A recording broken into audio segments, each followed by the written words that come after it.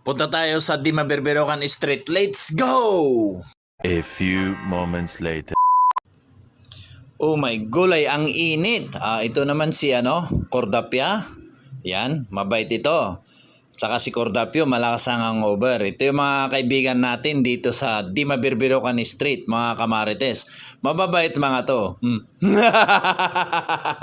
Then habang kami nag-aantay, mayroong kubo-kubo sa taas. Nagkataon naman na yun, mabait si Lolo. Pinagluto kami ng kanin at saka kumuha ng tilapia ang kanyang pispan. So nagluto, hindi kami kilala. So shout out kay Lolo. Yun, hindi niya alam na binibidyo ko siya. Hindi ko kinuha yung mukha niya kasi baka magalit. Hindi ako nagpaalam na binibidyo ko siya. So wala, gusto ko lang i-video kasi bira lang yung taong mga ganito na papakainin ka na kahit hindi ka masyadong kilala. So God bless Lolo. Sana pagpalain ka pa ng Panginoon.